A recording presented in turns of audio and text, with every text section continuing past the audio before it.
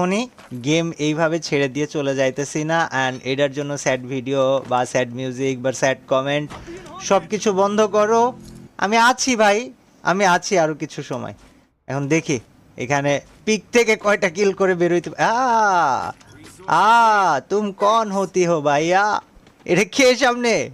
আয় বেড়া, লুকোচুরি খেলে ভাই আমার সাথে, কি খারাপ আছে। এখানে একটা প্লেয়ার আছে গাইজ, সিরিয়াস লেভেল প্লেয়ার। আরে আমাদের টিমমেটরে মারে কেন? আয় হাই, কি যন্ত্রণা। এই আয় হাই, এটা আবার এখানে বক্স দিছে। আস্তে, আরেকটা স্নাইপার লাগবে গাইস। চলো স্নাইপার নিয়ে এই ম্যাচে একটা মাথা নষ্ট গেম প্লে দেই। Let's go. আমার এটা স্নাইপার লাগবে, দাঁড়াও আমি ওদেরকে বলি।